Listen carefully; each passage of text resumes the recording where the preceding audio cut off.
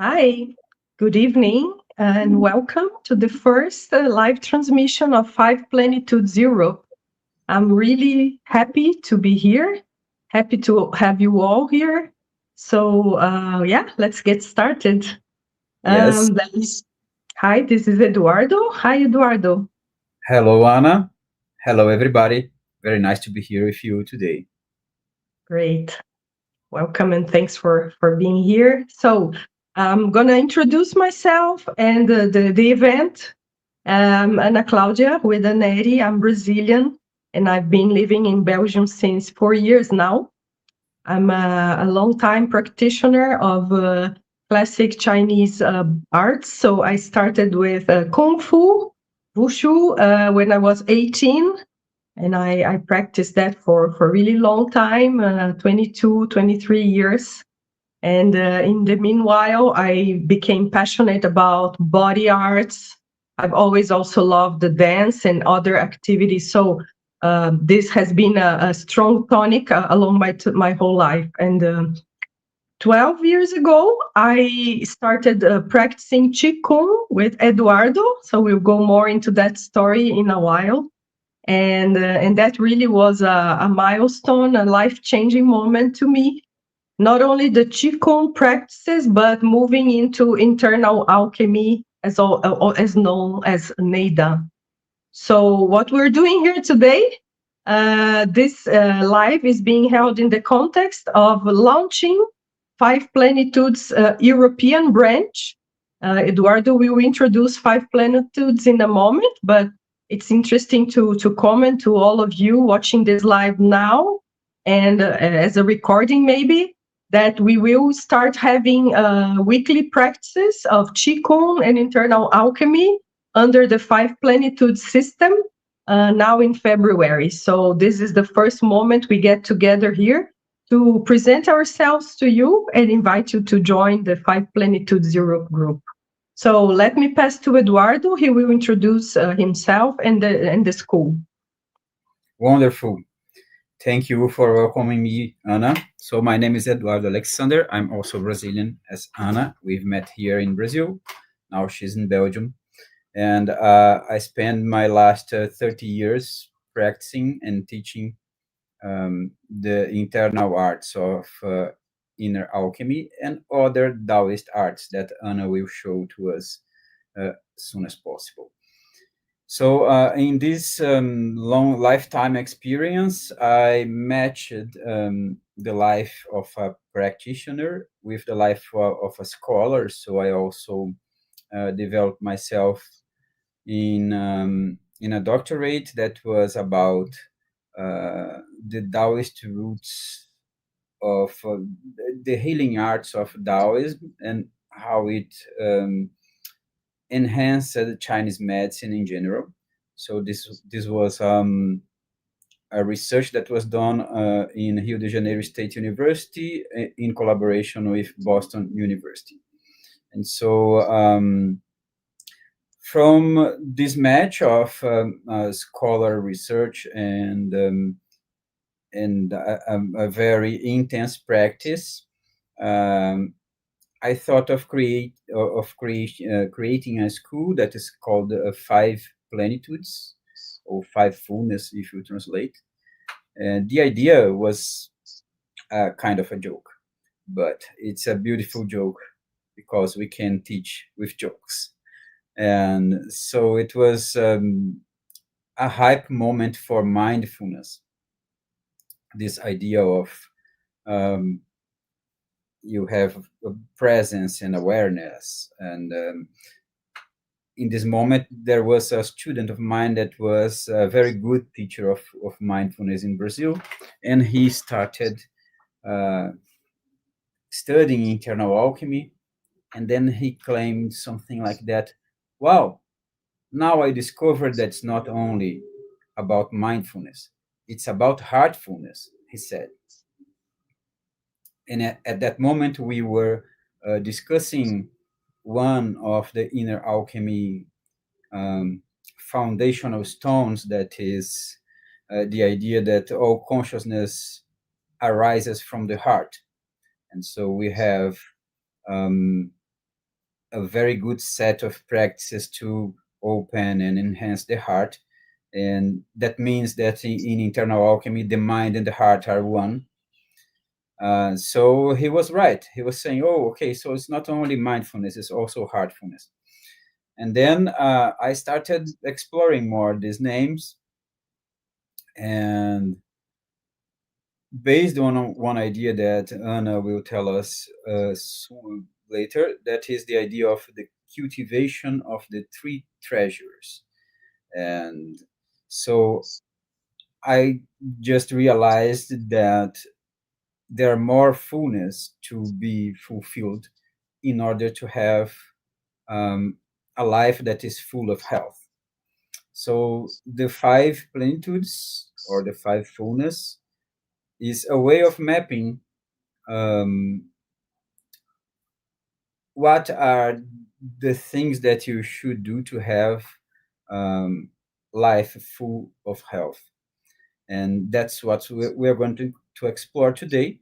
The idea of a basic training of inner alchemy, what are the foundations and where it comes from.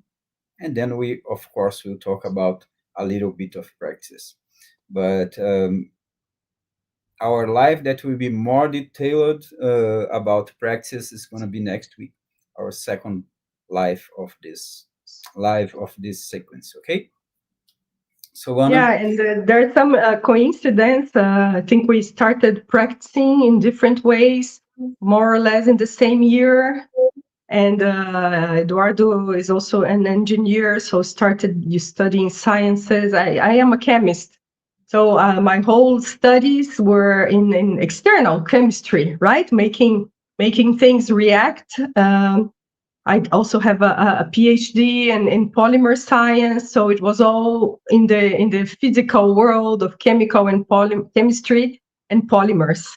And in my background, alchemy has always been curiosity, let's say, like in the chemical schools, in the classical way of studying in the university, you don't really understand anything about alchemy. It's just like a curiosity, something people speak about as long time in the past. So I learned from Eduardo that he's also an alchemist in the external world. He does some chemical alchemy, let's say, externally speaking.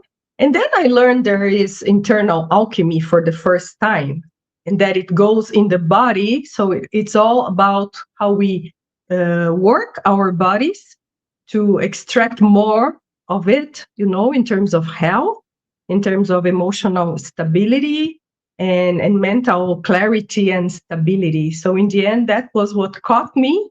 I think my chemical background led me towards internal alchemy.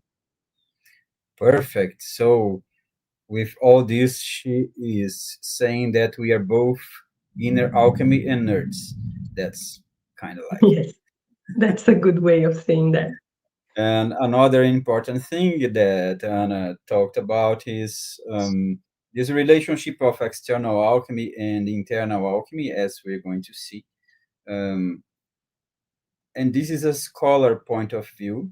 It's not shared by the practitioner's view, but from the scholar point of view, if you follow the texts and the age of the texts, the idea is that inner alchemy is a development of outer alchemy.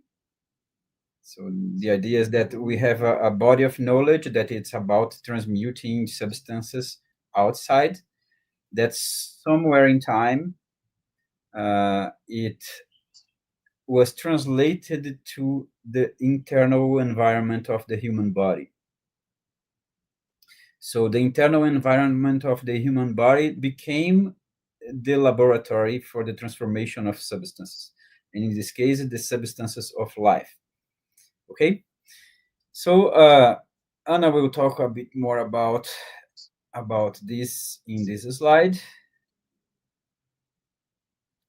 Yeah, so I think it's very interesting to see how the Taoist knowledge has developed into so many different areas.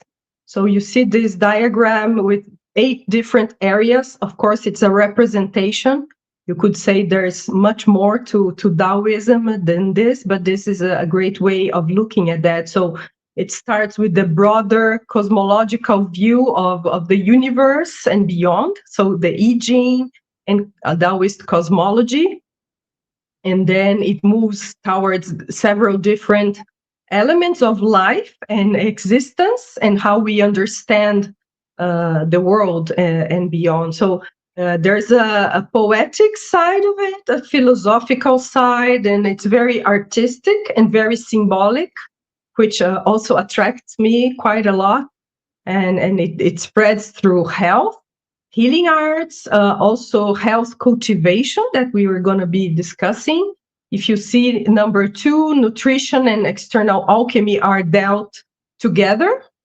And then we move towards Qigong and martial arts. So when I think about my background, like I mentioned, I started Kung Fu, Wushu, when I was 18 in 1992. So Wushu is the name of the Chinese martial art, which is a lot about practicing, right? So in the Occident, people started calling it Kung Fu, but actually, the meaning of Kung Fu is attaining excellence through practice. So, repeating and practicing again and trying to improve yourself is what Kung Fu really means.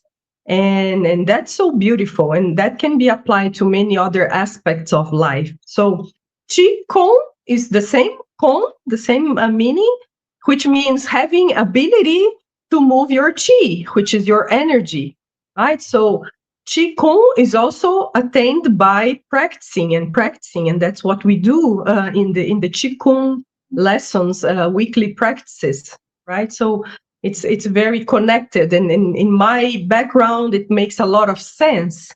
But then from Qigong, which is something you can practice just to treat your body and to be more flexible and more relaxed and stronger, you can also become curious, like I did, into number 4, which is internal alchemy. So there's a connection in all of those. That's why they are all in a flower model and connected in the middle. There's also, of course, a derivation that is Daoist sexology, which is also about cultivating your health and your well-being and your pleasure and your creative energy. And then we go to feng shui and the healing arts, and also more like artistic elements like music, calligraphy, and painting. So it's hard to divide them like that because one is always influencing all the others. But I think this is a beautiful and basic representation to start with. And I remember one of the first questions Eduardo was asking us the first time we were in a group, in a retreat, was to each of us, what is your relationship with your body? And to be honest, at that moment, I was almost 40 years old. I had never thought about my relationship with my body because to me, I am my body, you know? So there was a moment when I started listening to different people speaking about the different ways they related to their body. And I said, well, my body is me and I am my body. So to me, this is one of the foundations of why I'm here, because I understand more and more how I can achieve my true self and my playing self through my body and the physical practices of Qigong, and then moving more towards the energetic practices of internal alchemy. Perfect, Anna. Very nice introduction to Taoism. So I will come to this slide here and talk a little bit more about inner alchemy. So we know that inner alchemy developed somewhere in time. It has these ideas of using the body, the human body, as a way of transformation and creating life and health. So it's essentially a way that is based on fullness of health. And that's one of the reasons that inner alchemy is so essential, I would say, in nowadays, in our cultures, that we are always very exposed um, to harmful way of life, substances and things like that. So cultivating health is a very important issue, and we are going to present like five um, notions that are in the background of inner alchemy. One of these notions is what we call Ming, that is sometimes translated as life itself, but it is more than life. It is a notion that speaks about a contract of life, in a meaning that um, every human being has a purpose to live. So discovering this purpose, and discovering is not a rational um, uh, journey, is like a bodily journey of letting the body open the energy that is the energy that sustains me. So the idea that you have um, to discover or to develop the energy of purpose in life is one of the bases of inner alchemy. The others is the pair, that is Xing, or inner nature. It's the idea that we have to be able um, to see clearly what is our inner nature and what is a created part of our identity. And so we have the other three, that's called the three treasures, or Jing-Chi-Shen. Uh, and those are the ones that we translated as the five fullness. The idea, okay, so what do we have to cultivate in order um, to have a life that is full of health? So, Anna, do you want to speak about Jing-Chi-Shen? Yes, I love this topic. So yeah, Edu covered Ming and Qing. And then if we think of Jing, it's considered a substance. So it's an energy, but also can be considered a substance. And that's the foundation of our creation. You know, that's the sexual energy. It's our essence. So that is what sustains life and our regeneration. Because it's not only about being alive, it's about regenerating our body and our energies all the time to stay alive, right? So Jing could translate as an essence, could also say it's our sexual energy, but it's much broader than that in the sense of how many processes of our body it controls and it gives life to. Then we have Qi, the more famous one, we could say. The Qi Kong comes from that word, so it's our vitality. So if you work Jin through internal alchemy, you will also produce more Qi, and with more Qi, you have better feeling, better well-being. You feel alive, you feel vital, you feel less tired, and it brings you many benefits. So Jin keeps our body, our structure, our bones, nails, hair, our skin. Jin takes care of our fluids, you know, our circulation, our breathing, our blood, our lymph. And then, well, if you work Jin and Qi well, you'll have a surplus, which will then directly go to feed Shen. And Shen is our consciousness, our intellectuality as well, our connection to everything superior comes from Shen. And it also manages our body in many different ways and our existence. So let's say Jin, Qi, Shen, we go from denser, now I'm speaking like a chemist, and then it goes towards more lighter types of energies. So Jin is more grounding us to earth, to water. Qi is more like the air and the medium density substances. And then Shen is when we go to really superior types of energy and less material. The three treasures, because those are the ones we really learn how to cultivate through Qigong and internal alchemy. Perfect. Perfect. And so these five, they are like the foundational stones of the beginning of internal alchemy. But of course, as foundational stones, you are going to have them up to the end of internal alchemy. And so the basic training of internal alchemy is based on this idea of the cultivation of the three treasures. And which are the three treasures? Jing, Qi, and Shen. And this idea of cultivation of treasures, it hits frontally our ideas of health and healing in Western society. So there's a way of thinking it. I always use it with my clients in the clinic. That is, okay, uh, every time a person says, "Oh, let's do let's do a healing practice," and then, okay, but it heals which kind of diseases and illness? And then I answer, none. Okay, so why I'm going to practice it? So our minds, they are completely biased uh, to understand therapy as healing of something that is broken.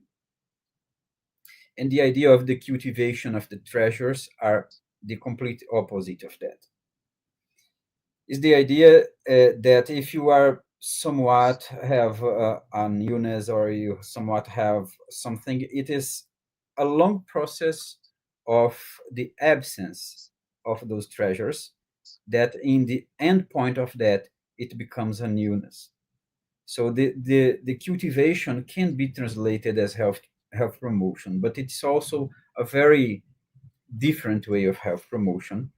That is the idea that those three substances, those three treasures, they can be stored, they can be generated, and they can and should be stored, and that our body have means to do that, to generate and to store the basic substances. So even the Shen, that is the lighter substance, it is possible of storing. So that's why it is treated as a substance. It can be generated, and one can be generated from the other also. Like you can transmute one in other. You can transmute the Jing in Qi, the Qi in Shen, the Shen in Qi, the Qi in Jing, and so it's like a circle that goes from the denser to the lighter and back to the denser. So these are foundational stones for inner alchemy. And people, we can see that there are some people with us from the beginning. We are going to end our presentation like maybe in 10-15 minutes, and then we are going to open to questions. So if you are following the presentation and wanted to share with us some questions, you can write in the chat. Okay.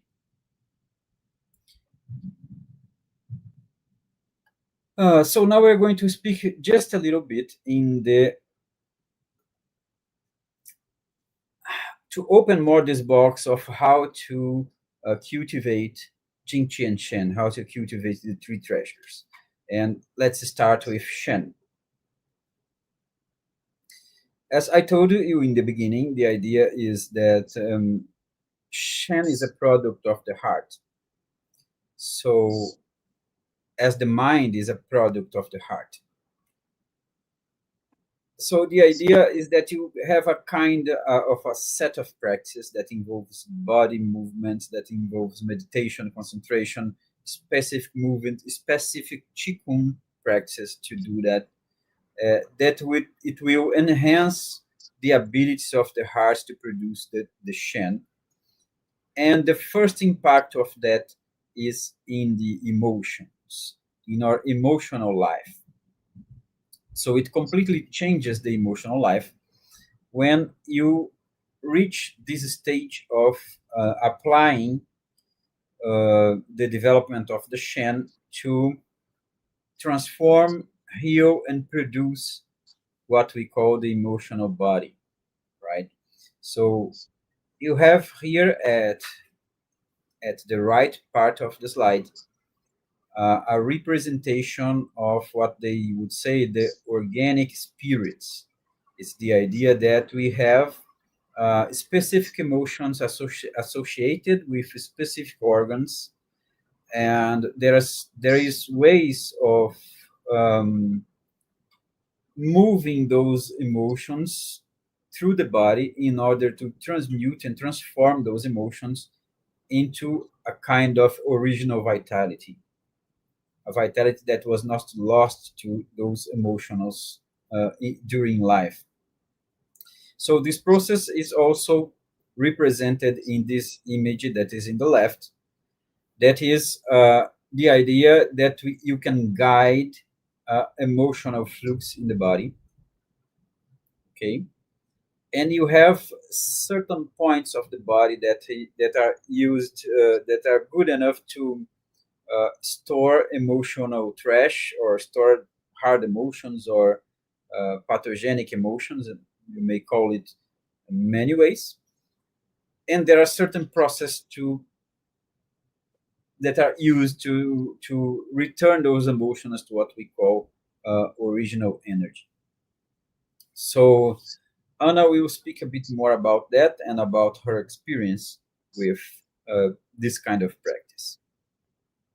Hey, Edu, I just realized we are also offering some Portuguese lessons there, a couple slides that are in Portuguese. So next time we will check how much people learned. But yeah, just kidding here.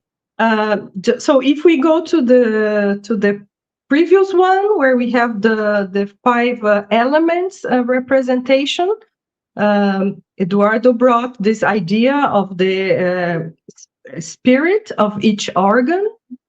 We see that the five elements is also a concept that permeates Taoism in many ways. So you can think about the five animals, you can think about the five colors that you can see on the chart, and the five elements themselves, or five phases as they are also called. So you have water, wood, fire, metal, and earth. And this is also, like I mentioned, very symbolic, very poetic in a way, and I think this is really beautiful. So when you start practicing qigong and then move it into Nei Dan, into internal alchemy, uh, there are specific practices to work the five elements as well on our bodies and what it means. So each of our organs has a relationship with one of those elements.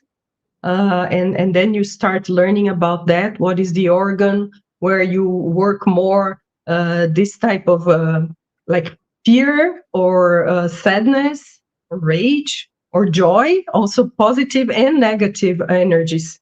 So if we look at the next one where we have also this other representation, you see there also the colors are there represented, the animals are there represented. So to me, what that meant was starting to develop a different type of perception of what was going on in my body. And you can see the title is emotional empowerment, which is true because you stabilize your system, you have more emotional stability, and that grounds us, and that brings us this feeling of empowerment, and you start realizing that it's all happening inside our bodies and in different parts of it, in different organs. So you start like having a relationship with your inner elements, and you start listening to them as well much better. So that brings some calming, that brings grounding, as I said.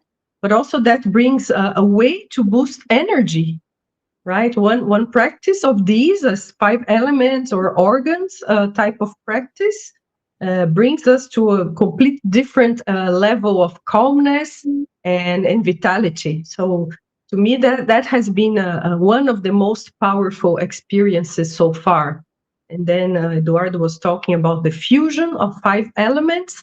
That's one of the steps that we learn as more like intermediate to advanced practitioners, which starts each of the elements starts boosting the others as well. So it's really a journey. It's not something you do once and you're done. It's really the kung fu, the emotional kung fu, right? The practice, the willingness to improve without putting pressure, mentally speaking. It's not improved by the intellectual element. It's by practice, and that's why I find this so powerful. It's all already inside us. Exactly. And this kind of practice is an example of what you would call internal alchemical transmutation, is that you transmute those emotional energies that were pulling your life towards illness. You transmute that in a kind of source of in a source of vitality again. And this is one example of what we call the cultivation of the Shen. So we are now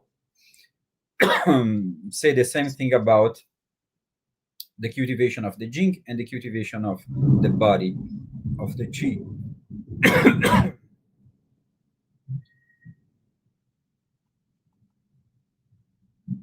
Let me send you the next slide just a bit.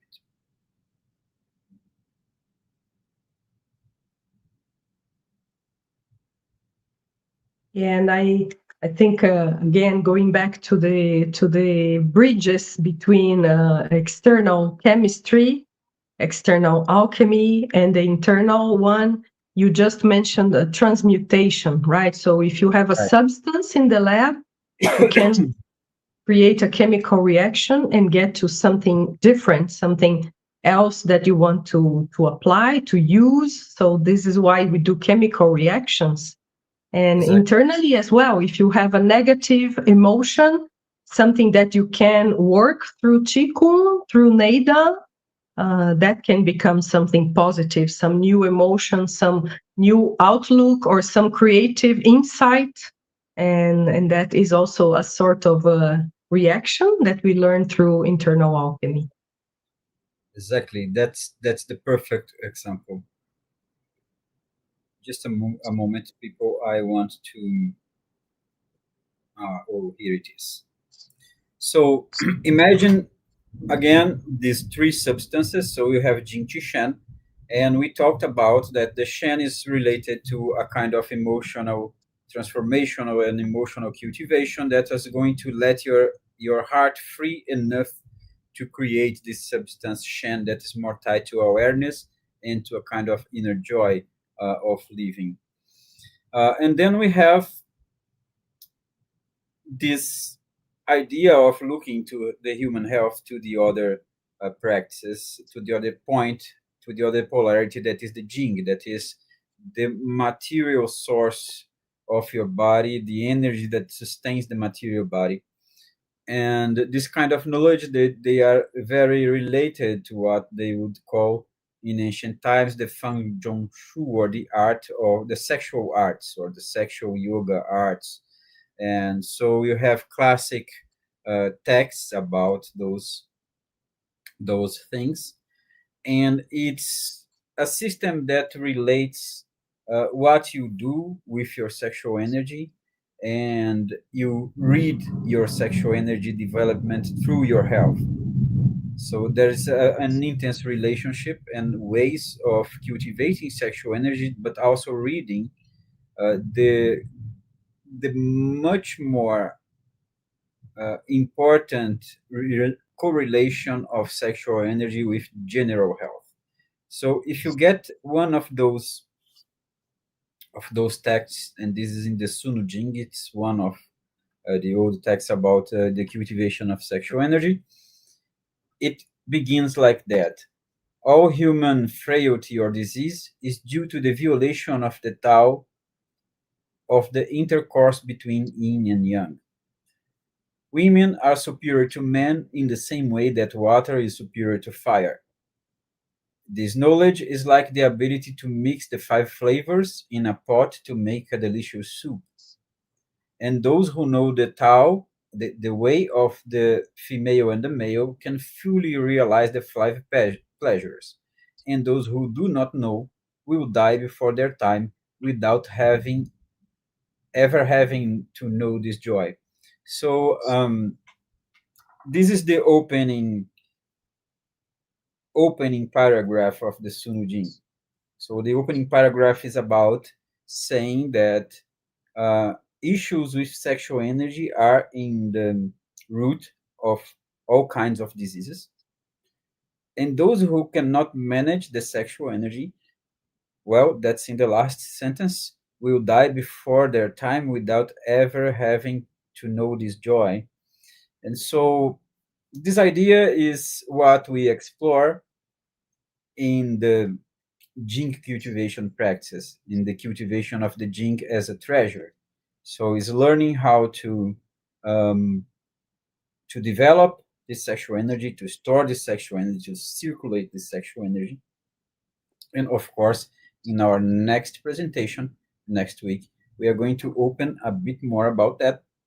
But I can tell you that we use specific practices of qigong and breathing, specific postures, and also the use of specific substances that are used also in Chinese medicine to enhance the sexual energy of the body. And we study this kind of um, diagram. That's a diagram of how to generate the sexual energy, the Jing, and how do you spend sexual energy so um, you can diminish the spending, you can increase the generation of sexual energy, right? And that would be the part of the cultivation of the Jing as the second treasure, and then we have the next treasure, that is the cultivation of the Qi. And the cultivation of the Qi is associated what we call authentic vitality. And here um, we have those alchemical symbolisms inside the body, right? So, for if you can look into archaeology of ancient China, you will always see bronze cauldrons, external bronze cauldrons with three legs and two handles. And those bronze cauldrons, they were used to produce chemicals or alchemical substances, right? They were used to handle alchemical external process. So, and then somewhere in time, you start seeing those representations inside the human body. And studying this kind of study, the idea of the Dantian, or a center that is able to generate authentic vitality, and how this is related to this alchemical symbolism, is what we study.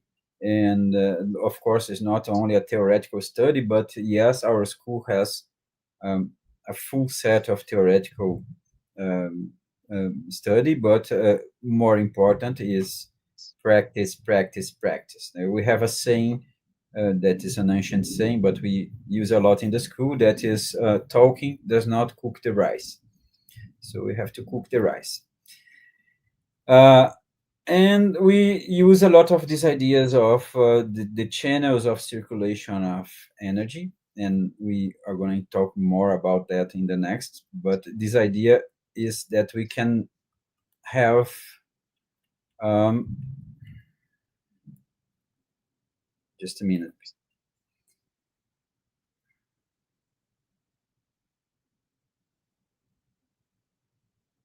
here is this idea that we have primary lines of the circulation and primary ways of circulation that usually called the small or microcosmic orbit or the microcosmic orbit, right?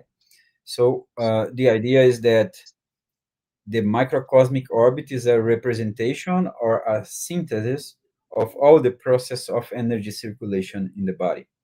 So you learn how to open the body, sustain the body open to circulation, how to enhance circulation, and how to uh, enhance and develop the center of the generation of energy. That is one very important point, and that is done with essentially with body practices, but also inner meditation practices that are built upon the body practice.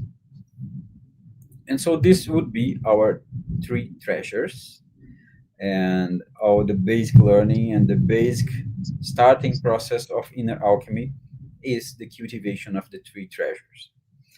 In the next live, we are going to present um, specific pathways and specific steps of each of those three treasures uh, as a program, as our teaching program that we're going to start in February, in the first days of February. Anna is going to give first class for that, but we're going to give uh, one more live in the next week.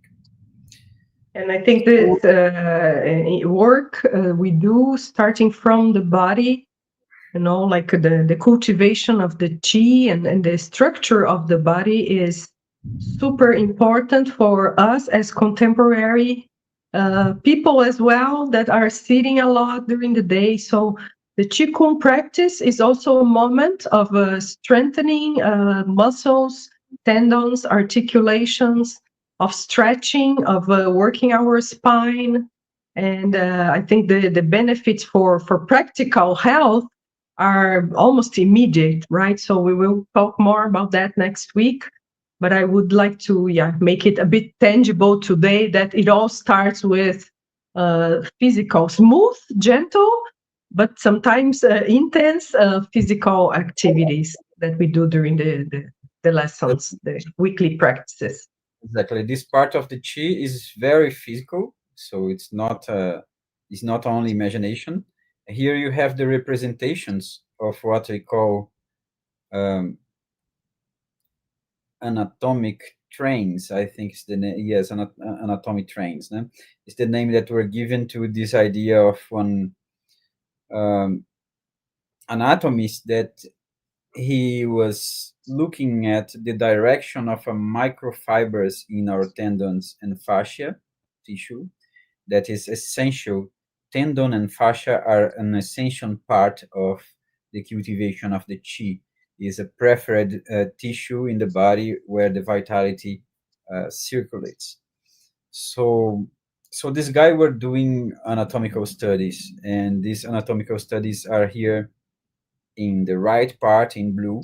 Okay, so the idea is that he was following uh, the microfiber of the fascia in the muscles, and so he get this design here in the blue part. So I'm just looking now at the left part, left skeleton of the blue part. And then if you take the left picture in red, you see that it matches almost 95%. You have in the left shoulder a part that is not in the left shoulder of the blue, but 95%. And this in red is the anatomic representation of what we call the bladder channel in Chinese medicine and Daoism. It's a very important meridian because it contains all others, and it because it moves the Jing, because it moves the water energy and things like that. Um, but the idea is that there is a science of circulation, and it is a very physical science of circulation, of how to move the body, of how to stay in posture, and how to breathe in those kind of things. and with very intense body results. So it's kind of intense body work. Okay, so I think we have done a good presentation, starting presentation for today. We are now open for your questions. So if you want to have a question about our presentation today, just write in the chat. And Anna, how about you? Well, I think we covered a lot of concepts, and it might sound we're going a bit here and there, but it's really a introductory moment. We wanted to show a bit of each of the foundational concepts. So the five foundations, the three treasures, and then moving a bit more to the cultivation of each of them. But I think it will become a lot more tangible in the following moments. It's really about continuing to follow us in the next live transmission next week, and especially joining the practices we're going to have in February. I'm going to give the first one, Eduardo second one, and then we'll be together for the third. So February will be a very exciting moment for you to get to know the system and to practice. So continue following us. There is a WhatsApp group, so I think we have the link there for people to join. Send the link of the WhatsApp group here in the chat. And Yeah. also, if you don't want to do your questions now, you can write in the video that's going to be in your channel, also with the link for the group. Okay? But Ask just wait. your questions there, and we will be starting the conversation. Exactly. And the link for the group is going now to the chat. And we have a question there.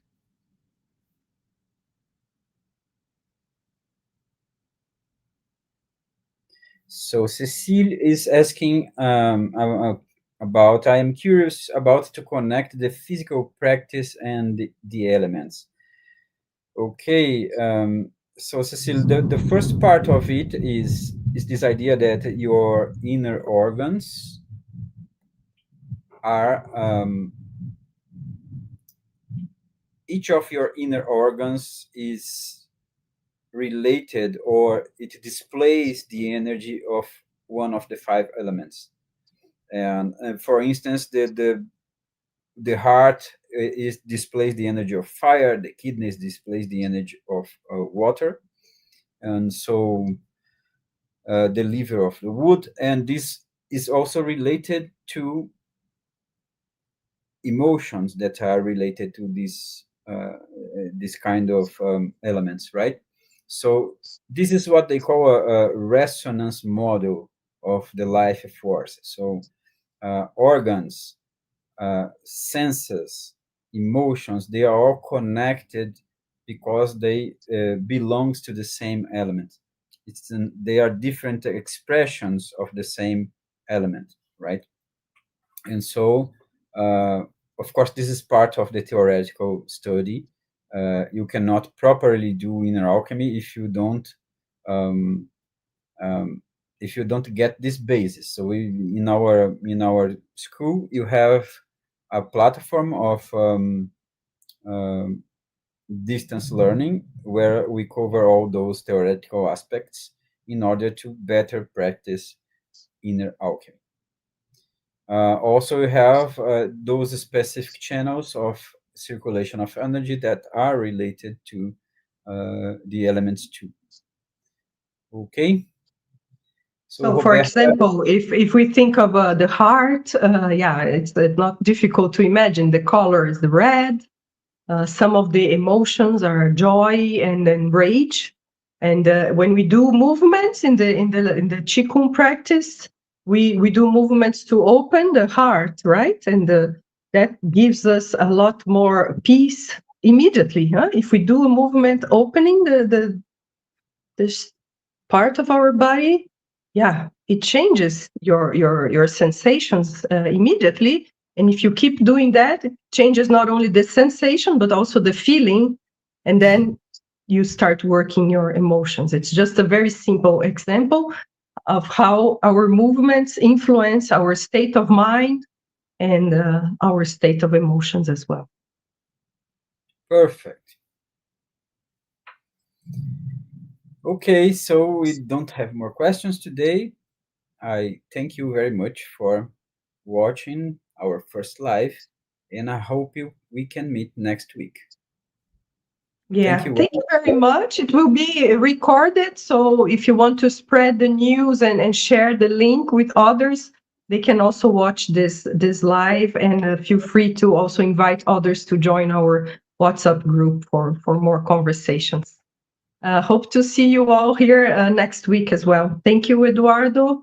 Thanks, everybody. Have a good night. Bye bye.